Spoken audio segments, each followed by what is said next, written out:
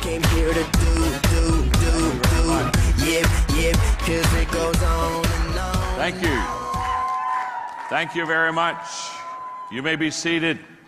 Good afternoon. Oh, is it great to be with you? My goodness. You, I know you know this, and you've been here for the last few days at the convention, so I know you know this. But you happen to be part of an incredible organization. Do you understand that? I have seen a lot of them, and I've taught and worked with a lot of them, and I can tell you, I have never seen an organization take off like you have taken off. I mean, you are on a rocket ride, aren't you, huh? And it's exciting to be with you and with Nick and Ryan and Blake and the team, and it's just great, and I'm delighted. I'm delighted to share with you this afternoon, and what a great group that we have here. Let me get acquainted with you, okay? My name is John. Nice to meet you. What's your name? Nice to meet you. Nice to meet you. Margaret and I have been married for 43 years. We have 2 children. We have 5 grandchildren. You are all way too young to know what grandchildren are. You are one, but you haven't had one yet. But let me just explain this to you so when you have grandchildren, you'll understand this. Grandchildren are God's gift to you for not killing your children. Trust me. How many of you have teenagers? You have any teenagers? All right, okay. I just want to speak on behalf of your teenage children. Let them live. Because there are days, aren't there days when shall I let them live? Let them live, because if you let them live, there'll be a day they give you a grandchild. And when they give you a grandchild, you'll hold that baby in your arms, that baby, and you'll say, my goodness, this is the smartest, most beautiful baby in the whole world. And nobody has to tell you, you know that. And then you'll ask yourself a question. You'll look at this beautiful grandbaby and you'll say, why did intelligence skip a generation? I was at a large convention speaking, and I told that story, and I forgot my son Joel was in the audience. And so I was done. I walked back to the green room, and he was waiting on me. I mean, he was waiting on me. And I said, Joel, about the grandchildren, that little story, I said, I was just kidding, about intelligence skipping a generation. He said, no, Dad. He said, it's okay. In fact, he said, I think you're right.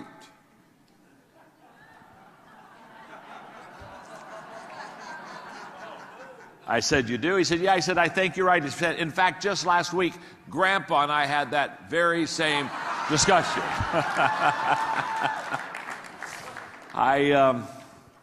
I brought this with me. I want to read one more quick thing, then we're going to have some fun and learn a lot about leadership today. I turned 65 this year, and you're way too young again to understand this, but I got a long way to go. My dad just turned 91. And my mom just passed away 2 years ago. They were married for 66 years. And but anyway, so I'm going to explain life to you. I love this. I'm going to explain life because we all ask questions about life and how do we fit in and what's our purpose, etc.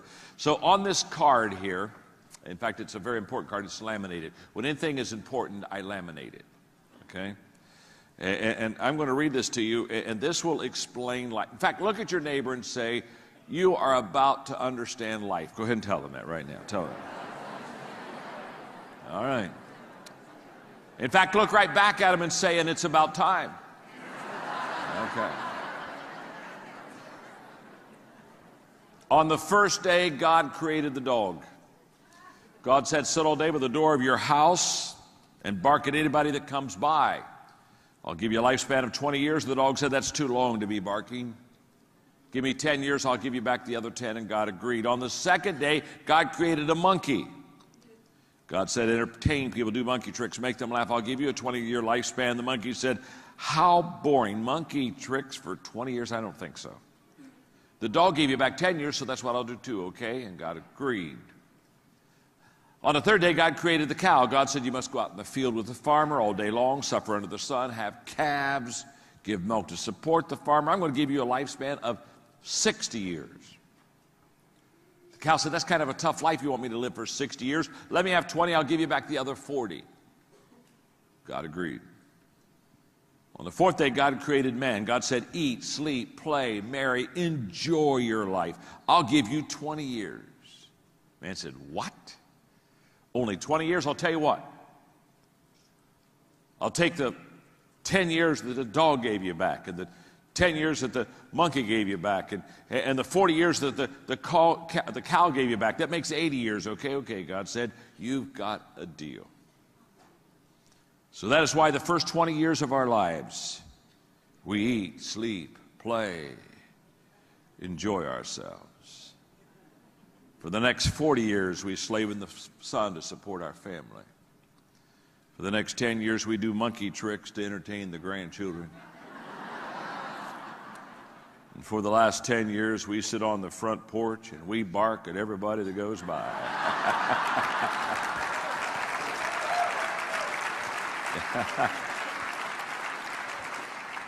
You've just had life explained to you.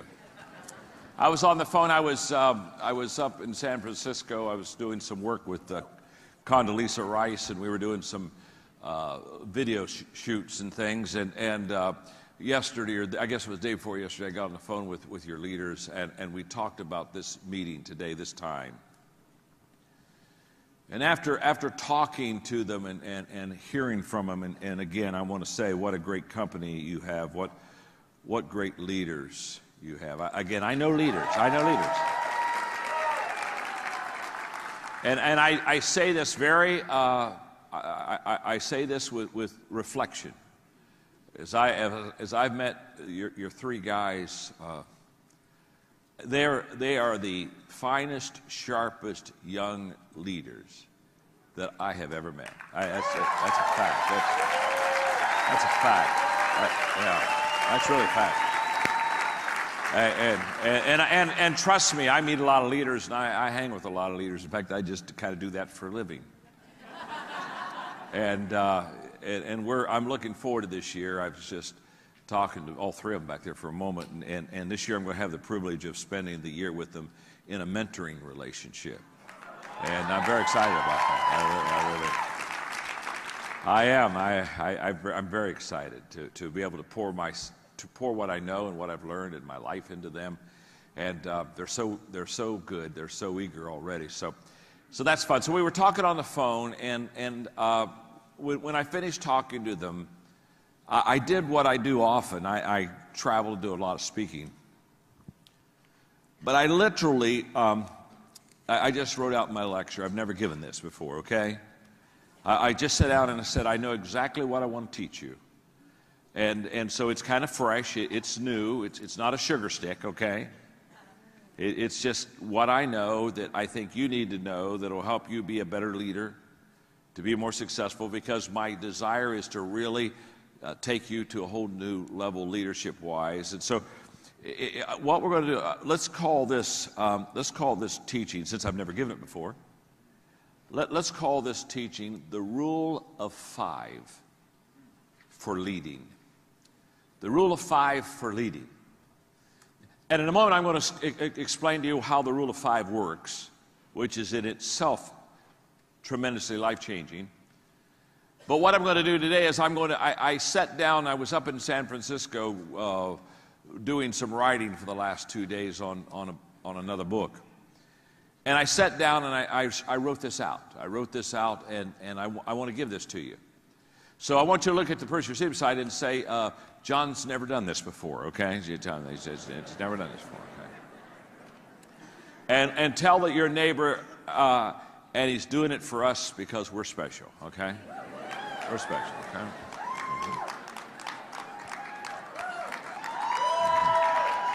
Okay. Because again, if I'm going to have a relationship with this organization, your leaders, and you, I want to come fresh. I want to come with teaching that really is where you're living and where you're going. And I know that you are the leaders of this organization, that as you go, the organization, the company goes. I know that. So let me talk to you a little bit about leadership. I wrote a book about 13 years ago, called The 21 Irrefutable Laws of Leadership, okay? How many of you have that book? Would you raise your hand? Okay, good. Yeah. In fact, let me do it one more time, and this time raise both hands so it'll look like twice as many people. That's the best-selling leadership book ever written. It's sold millions of copies. It's sold over 1 million copies in China alone, where I go twice a year to teach and lecture. And the 21 Irrefutable Laws of Leadership, if you don't have it, you want to get it. Because that's absolutely the foundation for understanding leadership and how to lead and what you need to know to be a better leader. And for the teaching today, I'm going to take the first law, the law of the lid, L-I-D, and I'm going to teach the law of the lid for not long, 3 to 5 minutes.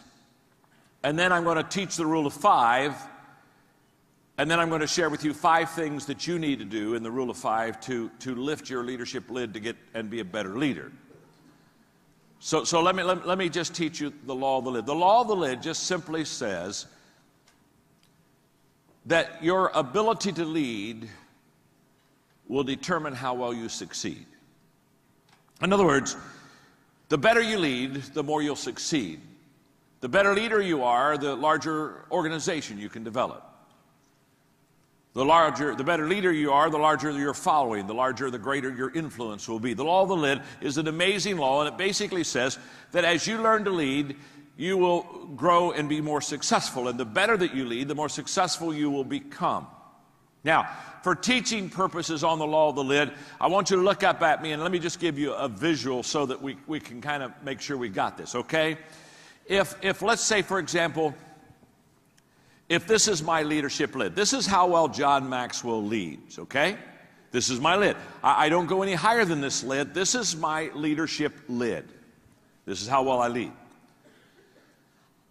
And let's just say I'm an average leader, so it's a 5. I'm a 5. From a 1 to a 10, I'm a 5 leader. If that's the case, if this is my leadership lid, this is how well I lead, what the law of the lid teaches is that my business, your business, what you do with Vasalis right now, your business will come under your leadership lid, but it will never get any better or go any higher or grow any farther than what your ability to lead is.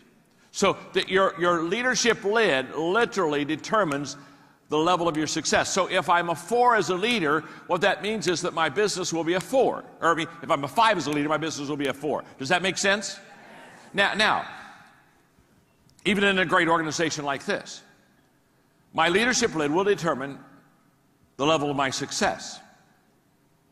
Now, when I began to understand the leadership lid, and I began to teach the leadership lid, all of a sudden everything began to change. Because you see, it was in 1974 that I came to the conclusion, after studying successful people for 5 years, from 69 to 74, after really looking and watching successful people, I came to the conclusion that everything rises and falls on leadership. And when I say everything rises and falls on leadership, you say, John, what do you mean everything rises and falls on leadership? What I mean is everything rises and falls on leadership. Now, what part of that don't you get? I didn't say some things. I didn't say most things. I didn't say 99% of the things. I said everything rises and falls on leadership. In fact, I know it. I believed it in 1974. I started studying leadership. I started teaching leadership. I started leading a long time ago. But now in 2013, I'm more convinced than ever that everything rises and falls on leadership. And one of the reasons I am is because I've developed the largest leadership training company in the world. We're in 174 countries. We've trained 6 million leaders. In fact, we are now training 1 million leaders every 10 months. And we're 2 years away from training 1 million leaders every 6 months. And by 2020, we'll train 1 million new leaders every month around the world. And so when the United Nations asked me to do the opening assembly to all the ambassadors, they said, come in and talk about leadership. The reason they asked me to do that is because we teach leadership, and in 2 years we'll be in every country of the world teaching leadership. And I understand leadership. I know how to train leaders. I know how to teach leaders. I understand leadership. It's been my life. It's been my life for a long, long time. And in 74, I was convinced everything rises and falls on leadership. And can I tell you, 2013, I know, without any question, everything rises and falls on leadership. So, how well I lead will determine how well I succeed. So, this is huge. I've got to become a better leader. And the question people ask me all the time is, can I become a better leader? They'll ask me a question like, John, are leaders born? When they ask me, are leaders born, I always give them the same answer. Of course they are. Come on now, think of that question for a moment, huh? I've never met an unborn leader. Huh? Hey, don't particularly want to either, thank you very much. So when they ask me, are leaders born? I know what they're not really asking, are they born? What they're really asking is, are there some people when they're born, they got it? And some people when they're born, they don't got it. And if you got it, you go to the front of the line. If you don't got it, you go to the back of the line. That's what they're asking. And I've got great news for you. And I do believe, I have no question about it, that there are some people that are born with what I call leadership leanings. No doubt about that. Just like some people are born with kind of a musical leaning. No doubt. But the great news is, because I've done this for so long, and I've done this with so many, over such a long period of time in every country of the world, what I know is you can learn to lead. You can learn to lead.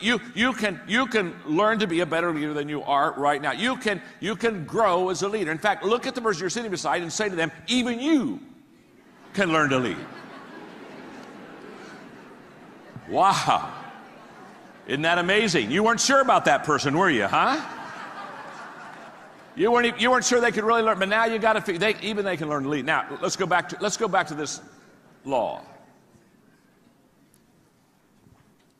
If I'm a 5 as a leader, that means my organization will be what? Talk to me.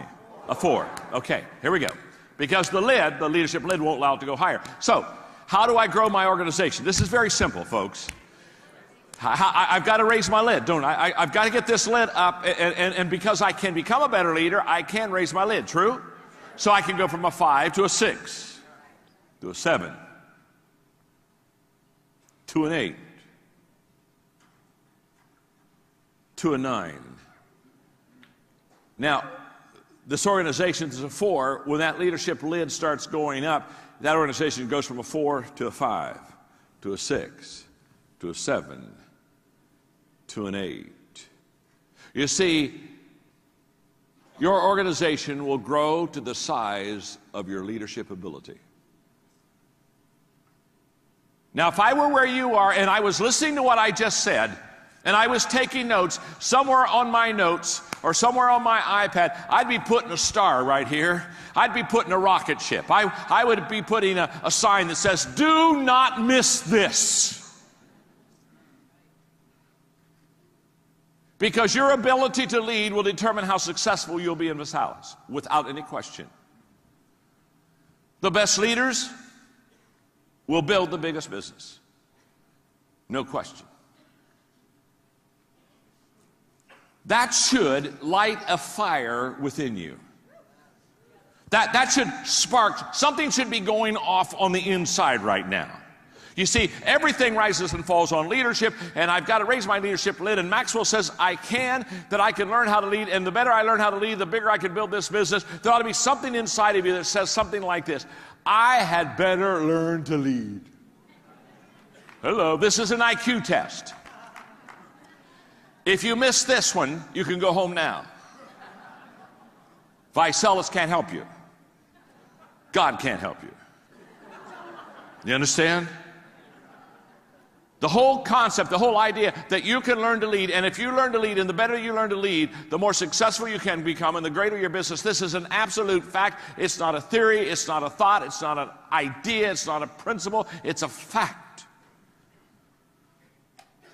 And the law of the lid says, the better you learn to lead, the higher you lift that lid, the greater your business can become. Now, that's the law of the lid.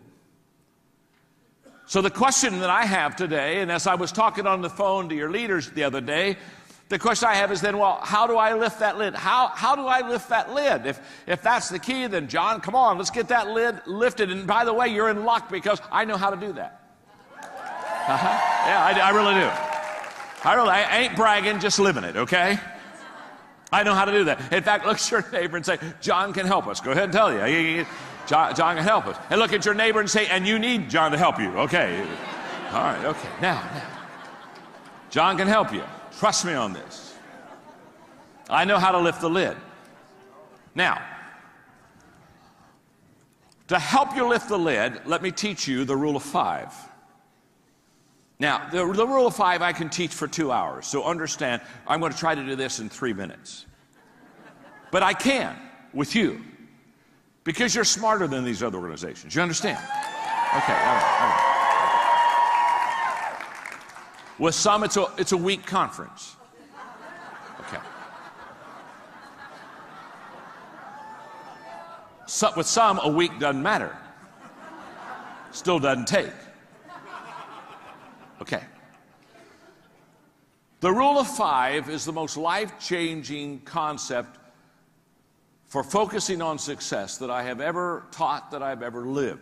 So I'm just going to drop it on you just enough to help you understand the 5 concept, to help you understand the 5 things you need to do to lift your leadership lid. The rule of 5 just simply says, if you have a tree in your backyard that you want to cut down, and you have an axe, if every day you pick up that axe and you go to that tree and you swing 5 times with that axe to hit that tree, put the axe down. The next day you go out, pick up the axe, swing 5 times at the tree. Put the axe down. The next day you go out, pick up the axe, and 5 more times you swing at that tree. 5 times. Every day you pick up the axe, and only 5, not 50, not 15, not 500. 5. If you swing 5 times a day at that tree with that axe every day, let me ask you a question. What eventually is going to happen to that tree? That tree is going to...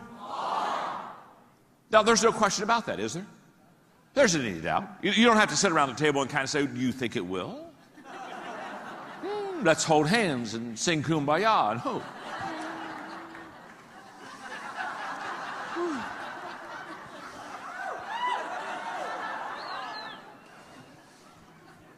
If you swing 5 times a day at that tree every day, that tree will fall. End of story. Now, if it's a big tree, it may take a couple years. If it's a little tree in your backyard, I don't know, maybe in a month you could knock that baby down. I don't see. Now, the size of the tree will determine how long it takes for it to fall. But that's not what we're debating here. What we're teaching here is if you swing 5 times a day at that tree, every day the tree will fall. Now, that's the rule of 5. The rule of 5 says, find your tree. What's your goal in life? What's your purpose? What do you want to accomplish? What do you want to knock down?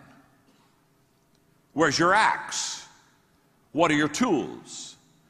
What is it that you're going to use to effectively go after that goal 5 times a day? What are you? What is it? Because whatever that is, if you use it 5 times a day, every day, you'll be highly successful. For example, I write books. So let me just put that in writing for a moment. I've written 73 books. Jason, that was a nice introduction. It's 22 million, not 19. But what's 2 or 3 million? Give a little, take a little here, a little there. People say, John, how have you written 73 books? Oh, thank you for asking. The rule of 5.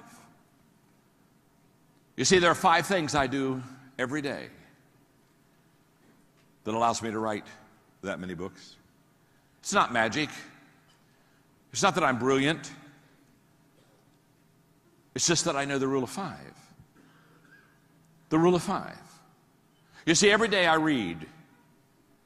Every day I file. Every day I think. Every day I ask questions, and every day I write. Every day I do those 5 things. Every day I read. Every day I file. Every day I think. Every day I ask questions. Every day I write. Every day I read. Every day I think. Every day I file. Every day I ask questions. Every day I write. Every day I think. Every day I read. Every day I ask questions. Every day I file. Every day I write. Every day I write. Every day I read. Every day I think. Every day I file. Every day I ask questions. Yes, I can do it in different orders, but every day. Doesn't matter whether you swing the axe left-handed or right-handed. You just got to hit the tree. Every day I read. File, think, ask questions, write. Read, think, file, ask questions, write. Read, think, file, ask questions, write. You say, now, John, what do you mean by every day? This is where it gets a little long sometimes. What I mean by every day is every day. Now you say, now let me, when you say every day, do you mean, do you do that on Sunday? Every Sunday I read, think, file, ask questions, right. Do you do that on your birthday? Every birthday. Guess what? Every birthday I read, think, file, ask questions, right. Do you do that on Christmas? Guess what I do every Christmas? Every Christmas I read, think, file, ask questions, right. Do you do this when you're not feeling well? Can I tell you when I'm not feeling well? Even if I'm not feeling well, guess what I do every day? Every day I feel, when I'm not feeling well, I think, right, ask questions, do all those things. Every day. You say, every day? At the age of 17, I started filing. I've never missed a day. I don't have 100 quotes. I don't have 1,000 quotes.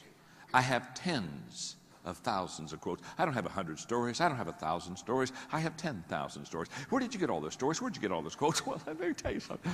Guess what I do every day? See, we overestimate what we can do in a day, and we underestimate what we can do in several days. And you got to understand, the secret of success is not the fact that, hey, I didn't say, hey, some days I get up and I write for 12 hours. No. I didn't say I write all day. I didn't say I read all day. I didn't say I think all day. I didn't say I ask questions all day. I just said every day. Every day. You see, doing a little bit every day is a lot more important than doing a lot someday. And most people live in someday. Well, I'll tell you what, I think I'll get to that. You know what, I think I'll try that. You know what, I believe I got. Now, here's the key. You got to figure out what the 5 are. It took me 7 years to find my 5 for writing. You say, man, John, you're slow. I am. It won't take you 7 years. But it'll take you a long period of time. I could get the first 2 quickly, but the third, the fourth, the fifth, it took me 4 years to get the last one. Now, forget writing, because this isn't about writing a book. This is about leading. And what I'm going to do is I sat up in my hotel in San Francisco, and I wrote out what I think is the rule of 5 for leading. And I'm going to give it to you. And I've never given it to anybody else. You're the first ones to get it. So look at your neighbor and say, we're the first ones. Go ahead and tell him. We're the first ones. We're the first ones. Okay. You got it? We're the first ones. Okay. Hey, and since you're the first ones, don't blow it. You understand? Okay, I'm going to give you, if you can do these 5 things, the rule of 5 for leading, you will lift your leadership lid. How many of you want to lift your leadership lid? Okay, these 5 things we're going to give them to you. And by the way, they're all simple. They're all simple. You can do all 5. You can do all 5. They're simple. Think about my rules for writing. Every day I read. You can read, can't you?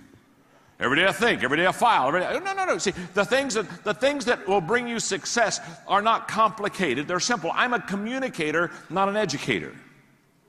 Now, I have an education. I got 3 degrees, but I'm not an educator. An educator takes something simple and makes it complicated. Yeah, my father was a university president for 17 years. I know university stuff really well. An educator, they just take something simple and make it complicated. If you're not confused, they're not happy. A communicator takes something complicated and makes it simple. I'm a communicator. My name's John. I'm your friend. I'm a communicator. And I know how to communicate. I know how to put the cookies on the lower shelf. Yeah, sure. Might as well have some. I've been having some.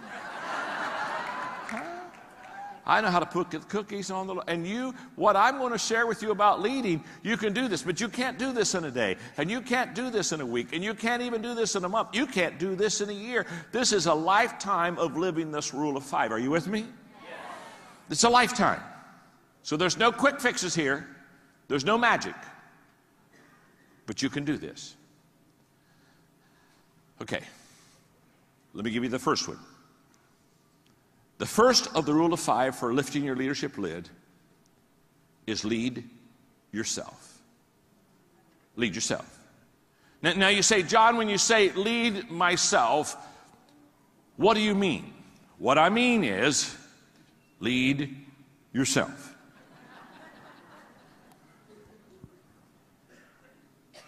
You see, when we think of leadership, we always think of someone else, don't we? We think, okay, I'm going to rule, that's rule of 5 for leading, lifted my leadership lid. All right, I got to go find some people, okay. Find some people. No. Before you lead someone else, you need to lead yourself. I was doing a leadership conference, been speaking all day, doing Q&A the last session. A kid with an MBA stood up, he said, John, I love your leadership principles. My goodness, he said, I'm sitting here all day. He said, I'm an MBA student. I'm still in school. I don't even graduate till this spring. And he said, I kept listening to you and I kept thinking, boy, I wish I had somebody to lead. I wish I had somebody to lead. I wish I had somebody to lead. I wish I had a company. I wish I had a department. I wish I had somebody to lead. He said, I don't have anybody to lead. He said, where should I start? He said, good question. Start with you. Let me put it this way. If you wouldn't follow yourself, why should anyone else follow you?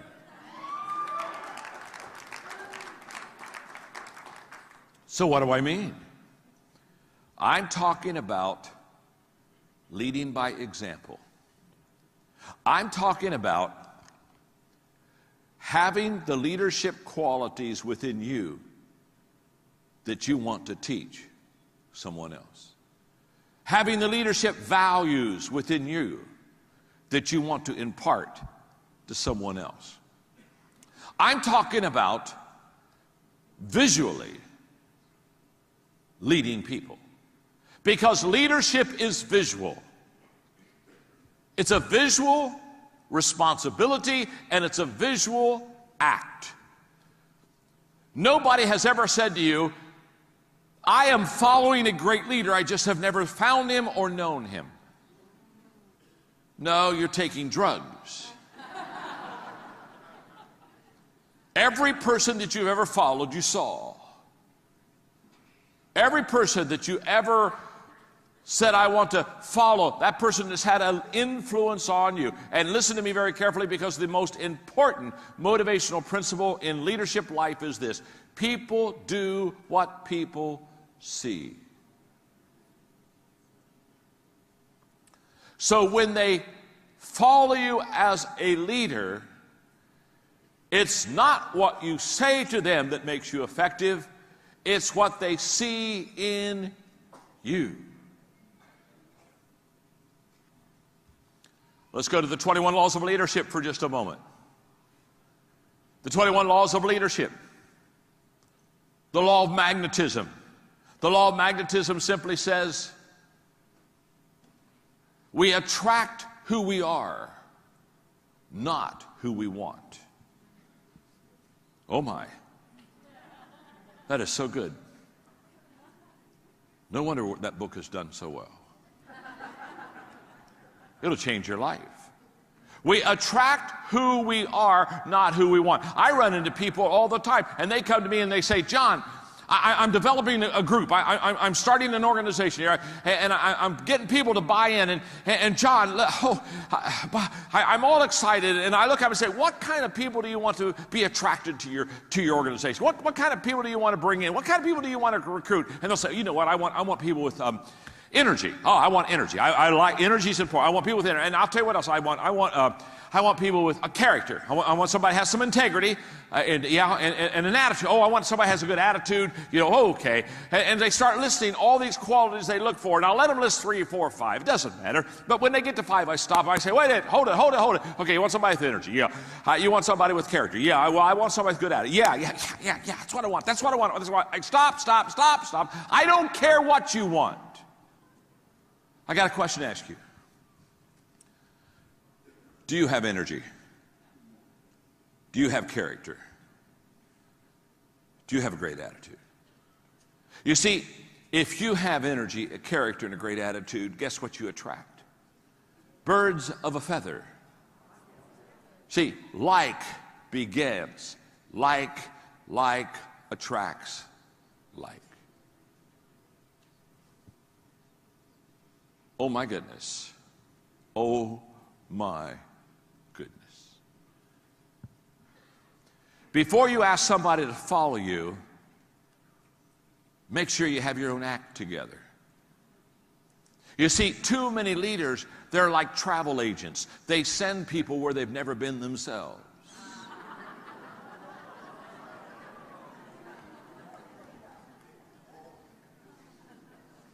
My name's John. And I'm your friend. Yeah, they're travel agents. They've never been there themselves, but they're always sending other people there. They've never experienced it. They've never lived it. They've never fleshed it out. They're not living it. They get up and they think, I'll just cast a vision. I'll just cast a vision. Boy, I'll just say, all right, here's the great way. People don't want to follow your finger. They want to follow you. Quit pointing. Quit talking. Talk's cheap. Any person that hasn't succeeded can talk.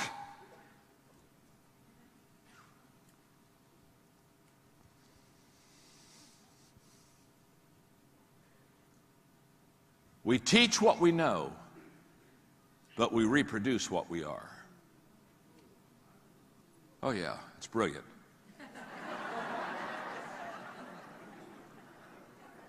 When you've done this for 40 plus years, it's brilliant. It's not that I'm brilliant, it's just that I've done it so long. After a while, I catch on. We teach what we know, but we reproduce what we are. So if you're wanting to raise up some great leaders in your group, guess what? The first thing you need to do is be a great leader. Let me explain that to you. Let me just sit down for just a moment. At my age, it's a highlight. Let me just sit down for a moment and let's go back to the law of the lid. Remember when your lid was a 5, what was your company going to be? It was going to be a... Absolutely. The lid says you can't have a 6, you can't have a 7, you can't have an 8, you can't have a 9. You're a 5 leader. A 5 leader doesn't have 7s. A 5 leader doesn't have 8 companies. 5 leader doesn't have 9. 5 leaders have 4 companies.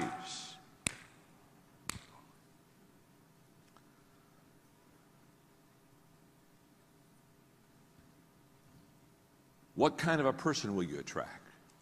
If you're a 5 leader, you don't attract 6s, 7s, 8s, 9s, 10s. Can I tell you something? 8s don't want to follow 5s. 8s go meet a 5 and they say, whoops, Mr. Magoo.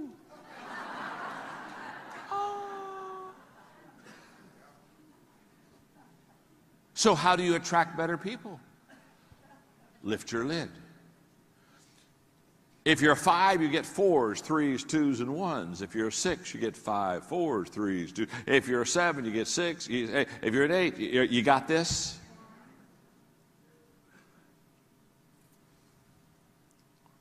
Stanford research says, just came from there. Stanford research says that 85% of everything you know, you learn visually. 85%. The reason I say that the first rule of 5 in leadership is leading yourself is because visual example is the most powerful leadership tool. Axe to cut down your tree. Trust me with that. James Allen said, people are anxious to improve their circumstances, but they're not anxious to improve themselves. And they therefore remain bound.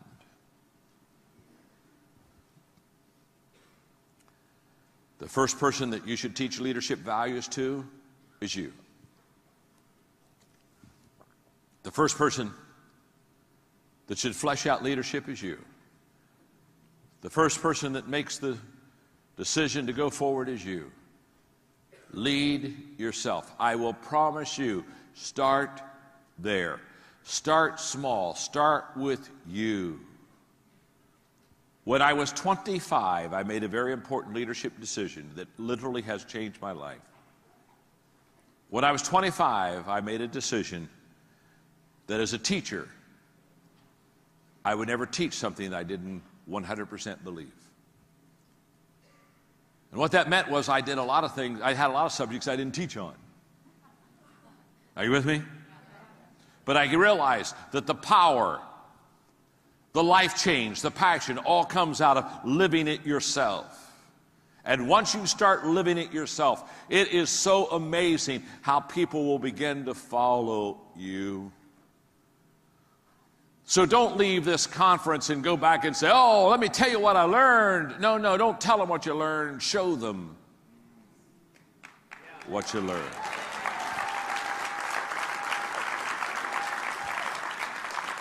My mentor for many, many years, John Wooden, used to say to me, John, I would look at my players at UCLA and I would say to my players, don't tell me what you're going to do.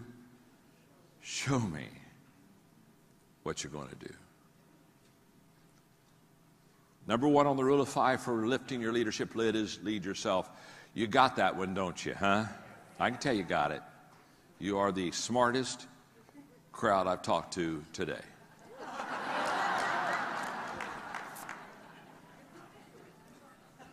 Are you ready for the second rule of 5? And by the way, every day, what do you do? Every day I what? Lead myself. You got it. Every day I lead myself. Number 2, the second of the 5 is every day add value to people. Every day. Every day add value to people. When I was 27 in Dayton, Ohio, I listened to Zig Ziglar, my wonderful friend who passed away about a month ago. What a precious... When you talk about somebody living his message, Zig lived his message. I knew him well, played golf with him, been on trips with him. We've spent a lot of time together. What he said is what he lived. What a great, great man. And I remember Zig in that wonderful Mississippi drawl as he'd walked around the stage in Dayton, Ohio, and he said what you have heard too, if you'll help other people get what they want, they'll help you get what you want. And that day my life was changed because as a young leader, I wasn't helping people get what they want. I was asking people to help me get what I wanted.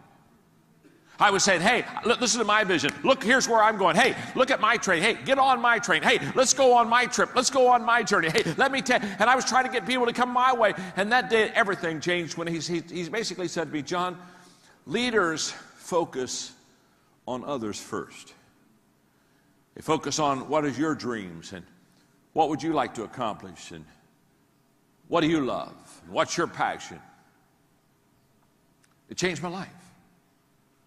And from that time on, I said, okay, I'm going to be a person that every day adds value. And can I tell you, I have a practice I've done for 35, 40 years. I did it this morning. Woke up in my hotel. And I thought of you, and I thought that I'm going to be able to teach you today, and I'm going to be able to spend some time with you. And I began to think about how can I add value to you. And I took my notes that I had written yesterday, and I went through them again, and I looked at them. I said, okay, where can I help them? What can I do that'll really lift them? How can I add value? See, every morning I ask myself, who can I add value to, and how can I add value to them? Every morning. And every evening I ask myself, did I add value to that person, and how did I do it? Every morning, who can I add value to and how can I do it? Every night, did I add value to that person and how did I do it? Every morning, who can I add value to and how can I do it? Every night, who did I add value to and how did I do it? It's amazing because I teach leadership is influence, and people come to me all the time. They say, okay, John, how do I increase my influence? Because the more people that you influence, the more people you're going to have in your business. No doubt about it. It's very simple. People that know how to add value to people continually increase value and influence with people. So because I'm so passionate about adding value to people on a daily basis, remember, every day, every day I lead myself. Every day I add value to people. Every day I take that axe, lead myself, add value to people. Because I'm so passionate about it. I sat down a few years ago and I asked myself, okay, how do I add value to people? And I came up with 3 things that I want to pass on to you quickly. I add value to people, number 1, when I value people. You got to value people, friend. You got to really love people. Don't be like Charlie Brown one time who said, you know, I love mankind. It's people I can't stand. You got to value people. You see, if I don't value you, I'll take advantage of you.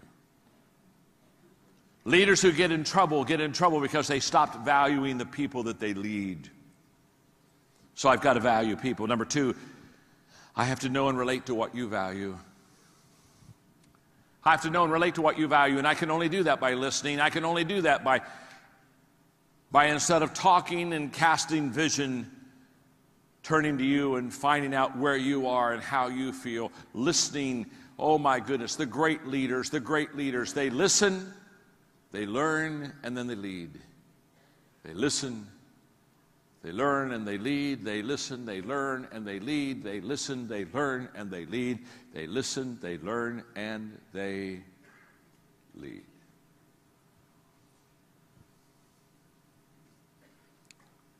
If I want to add value to you, I have to value you. I have to know and relate to what you value. And number 3, I have to make myself more valuable.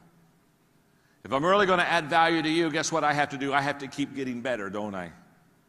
Because if I don't keep growing and if I don't keep getting better, it's impossible for you to keep growing, and it's impossible for you to get better. And you see, in this business, you got to keep learning.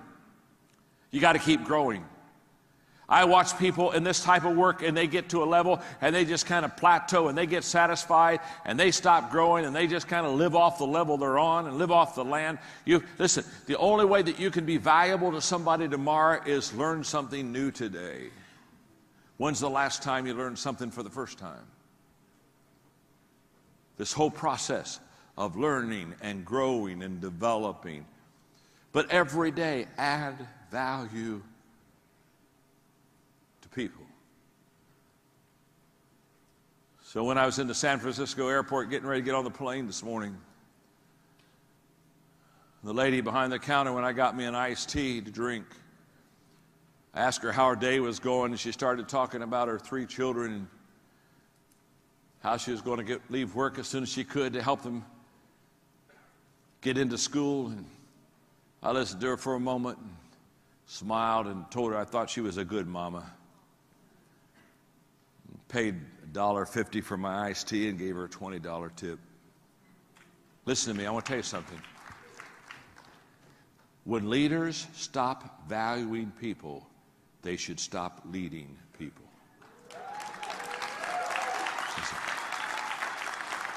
This is not, hey, this business is a people business.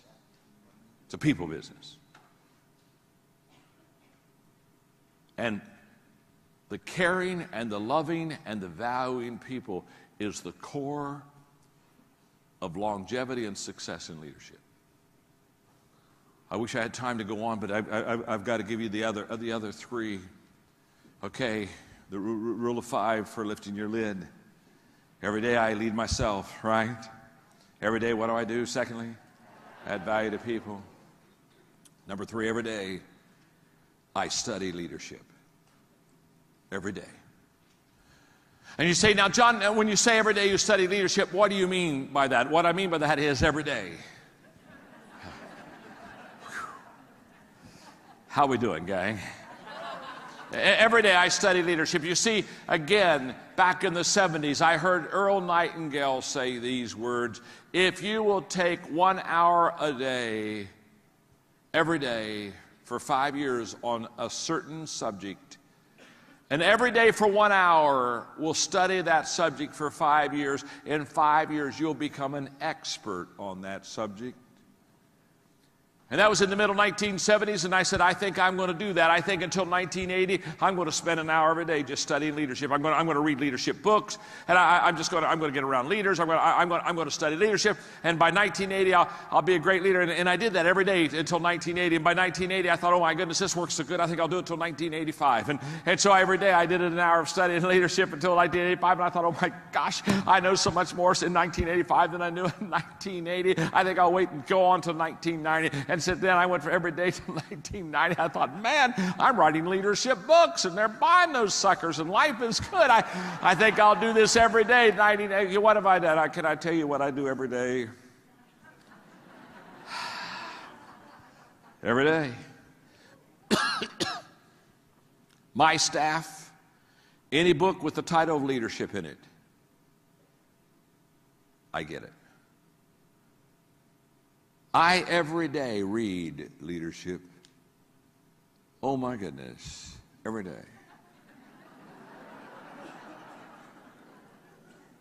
And because I have so much reading to do, I took 3 speed reading courses. Oh yes. So when I interviewed Condoleezza Rice on the plane out, I read a book on Condoleezza Rice. I can read a book real fast, you understand. I took speed reading courses so I could read more.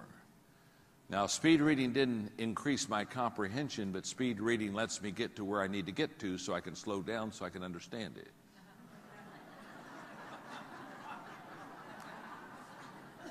You see, 20% of a book has 80% of everything you need to know. Now, there are some exceptions, my books, for example.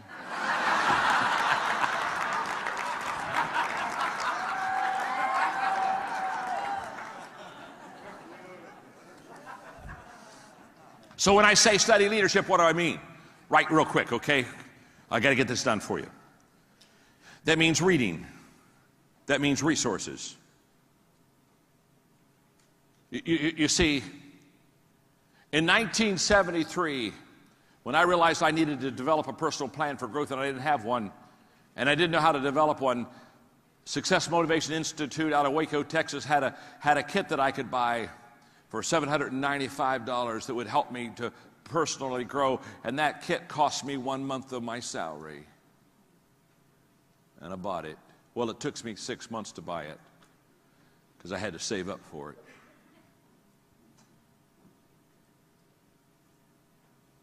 Most of my life, I have belonged to at least 7 CD clubs on leadership. Resources. Learning lunches. Every month since 1982, I've set up a lunch from somebody. I buy the lunch, I don't even eat. I just ask questions. Somebody that's smarter, faster, better than me. And I just ask questions. I call it my learning lunch. Do it every month. Oh, if I had 20 minutes, I'd teach you what I just learned. Oh, I would just teach you what I just learned in a learning lunch I had 2 weeks ago. But I don't have time. Events. Going to events. Leadership events. Margaret and I started visiting presidential libraries because I love history and I love leadership. I've now been to every presidential library in America and studied it. I just constantly immerse myself in leadership events. I've already talked to you about filing. I file every day leadership thoughts, quotes. If I pulled out my iPhone right now, I could give you 3 dozen quotes that I've picked up in the last 2 or 3 days that I filed, and I just keep them in there and I just keep reading them. I keep working and I just keep reading them until I've got them, until they're mine. Study leadership. I do hope I'm lighting a fire for you, because I'm telling you, your leadership lid will determine how high you're going to go in this business, and I'm going to promise you, you can't increase your leadership without studying leadership. So every day I lead myself. Every day I add value to others. Every day I study leadership. Are you with me? Yes. Number 4, every day I practice leadership. I practice leadership every day. I not only study leadership, but I practice leadership. I shared with you about my organization, Equip. The largest leadership training organization in the world. You say, John, how did you, and by the way, we did that in 16 years. How did you develop the largest leadership training organization in the world? It's very simple. When we train leaders, we go in for 2 days and we have a leadership workbook and we take them through the leadership principles. And then at the end of the 2 days, we give them 10 workbooks. And we said, we'll be back in 6 months for the next session. In the 6 months we're gone, you take 10 people and you train them what we trained you to do. And they can't come back for their second training until they validate that they've trained 10. You see, a long time ago I learned I'm not about to train somebody how to lead that isn't going to practice leadership. You see, I'm telling you, you can waste a lot of time with people who like to have meetings. But their biggest accomplishment is lighting the fire and doing a little kumbaya. The whole idea of not only knowing how to lead, but practicing your leadership. Malcolm Gladwell, who's a wonderful friend of mine, read some great books, Tipping Point, etc. Malcolm is the first guy to say that if you want to be highly successful in doing something, you have to do it at least 10,000 times. He gives examples, the Beatles, all these groups that made it big. When people say, oh my, they just made it big, they'd just done it. Practice, practice, practice, practice, practice, practice, practice, practice, practice, practice, practice, practice, practice.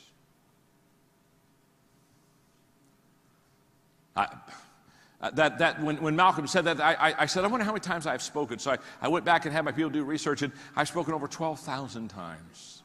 So people say, John, you walk out on stage, you take your water, you stick a cough drop in your mouth, you sit on a chair and say, my name's John, I'm your friend.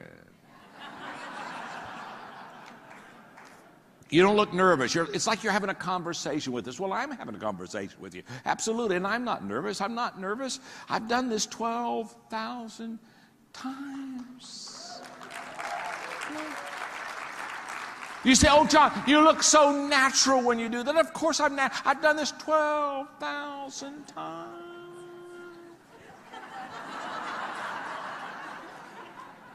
Oh, I wish you could have seen me in the beginning. I was nervous. I wasn't natural. Practice. Oh, yes. I was over at Jack Nicklaus's house one afternoon. We were doing some putting in his green in his backyard. And I said, Jack, I've watched you make all kind of pressure putts to win major championships. Did you feel the pressure? And he smiled and said, not really. How could you have such an important putt and not have the pressure? He said, well, you have to understand, when I had that 7-foot putt, had a little break to the right. He said, to be honest with you, I've done that putt about 10,000 times. And then he said, practice gives confidence. Thank you, Jack. The rule of 5 says you got to practice leadership. Oh, I wish I had time. Okay. I don't have time, so I'm going on. Because the last one's important. But before I give you the last one, we got to review the first 4, okay? Get your axe out, gang. Get your axe out. We got 4 things to do. You got your axe? Come on. We got a tree here, huh? We got a tree. Okay. Well, when I pick up that axe, my first swing, the first thing I do is, in my rule of 5, every day I pick up that axe, and the second thing I do every day absolutely, and I pick up that axe, and the third thing I do is every day and that's right, and I pick up that axe, and the fourth thing I do every day is, oh, you are so stinking good.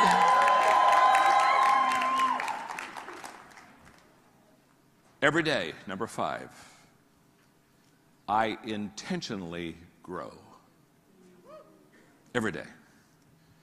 Every day I intentionally grow. Oh my goodness. Every day I intentionally grow. This is huge. If you'll just hang with me, can you give me, if you'll just give me, can I have 5, if I have 5 more minutes, okay? 5 more minutes, okay. No, there are other things on the program, and I'm not wanting to disrespect anybody or the program, so if you could just, okay. So just, this is important right here. This is important because every day I intentionally grow. Are you with me? Yes. In 1977 I wrote this. It's laminated. Yeah, it's my prized possession. Because I wasn't in a growth environment. I wasn't lucky like you. I didn't belong to an organization named Visalis. I didn't belong to an organization that is an amazing organization that's breaking all kind of records. I didn't get to go on the rocket ride. I wasn't on a ride. I was on a donkey.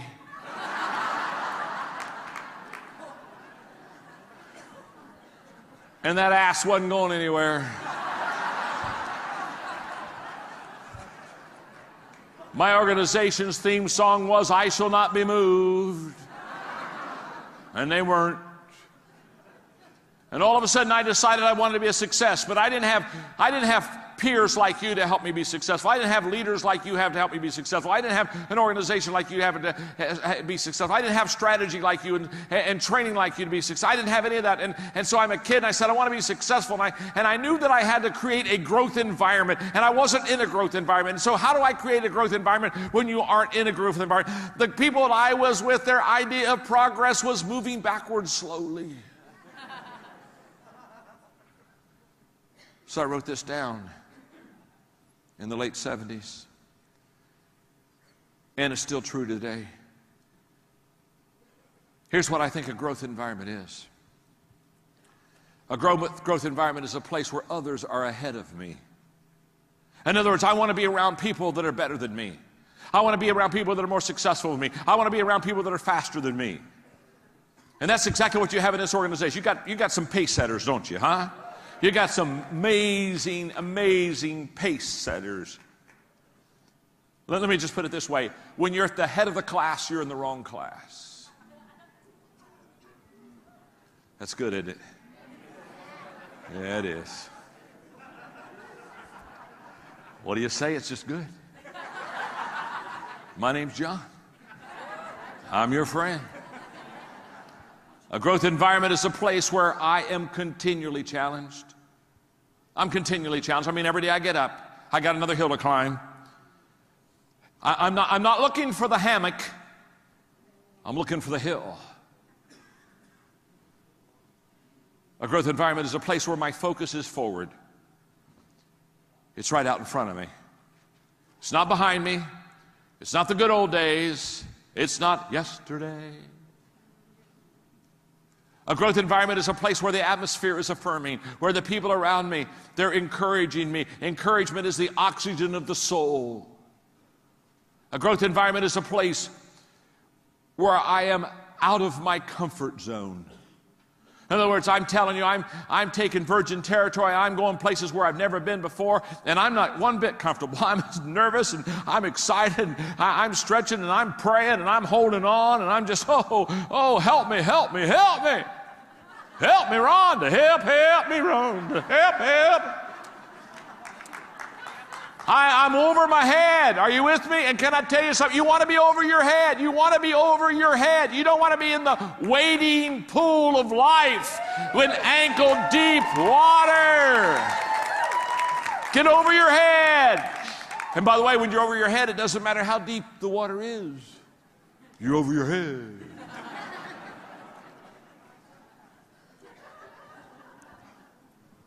A growth environment is a place where I wake up excited. Man, I know a lot of people, they don't even wake up. We're supposed to leave our footprints in the sands of time, but a lot of people, they're just leaving their butt prints. Yeah, they just got butt prints in the sands of time. They're not doing anything. You with me, huh? Hello, come on, talk to me. There are some people, they're already dead. They just haven't made it official yet. Yeah. A growth environment is a place where failure is not my enemy. It's not my enemy. Failure is my friend. Oh, yes. I write 3 books at a time. This one's not out yet, but I've written it. It comes out next year. I love the title. Sometimes you win, sometimes you learn.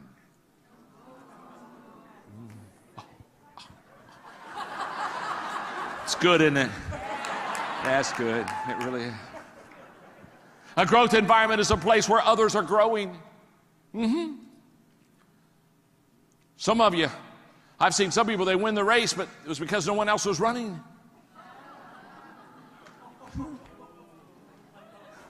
I won. Oh, where's everybody? Oh, I won. A growth environment is a place where people desire change. They want something different. They want something fresh. A growth environment is a place where growth is modeled, where growth is expected. Now, what am I saying? That fifth rule, that fifth, number 5, and that rule of 5 on learning to lead and lifting your lid is all about intentional growth. By the way, I'm starting to wrap this up. I wrote a book. Well, I wrote 73 to be exact. I got 3 books back here. I think I had the dream, Put Your Dream to the Test. Huge book, friend. 10 questions you got to ask yourself to see if your dream comes true. By the way, it's the same 10 questions you got to ask the people that you're leading to see if you can help them. Because if they can't answer yes to those questions, you can't help them with their dream. So you better know the 10 questions. And answer it yourself, and then go look at your other people and say, do they pass the test? Do they pass the test? Do they pass the test? I got another book out there called Beyond Talent, which basically says talent is wonderful, but if you don't make the right decisions in your life, you're still not going to be successful. How many of you know wasted, talented people? Just gifted, talented, going nowhere, doing nothing. Talent is never enough. Beyond Talent. And the third book is the book that just came out in October, The 15 Laws of Growth. Now, okay, I'm curious, how many of you have the 15 laws? Let me see if your hand now. Okay, now, that's a lot of you. I want to tell you something about that book. For the whole month of October was #1 on New York Times bestseller list. #1. And I'm going to tell you why. I know how to grow me, and I know how to grow you, and I've been doing it since the middle 1970s. And these 15 laws, I promise you, listen to me, that this will become the Bible for your success, the 15 laws of growth. I promise you. It'll be what you read, it'll be what you give to others, it'll be what you teach others, it'll be what you pass. And by the way, I'm going to go out there in a few minutes, and when you have your break, I'll sign, okay? I'll sign. I'll be out there. Okay, now, I got to close. You've been so super. I'm done. Well, I got one quick story, but I am done. Some American tourists were in a very small, quaint European village. And the old buildings were old, and they became quite nostalgic, and they just thought about the greatness of this little town. And they saw an old man that was sitting on a parked bench. And they went up to him, and they said, do you live here? He said, I've lived here all of my life. They said, oh, good, we've got a question to ask you. We love this village. He said, what's the question? He said, have any great men been born in this village? The old man on the bench said, no, only babies.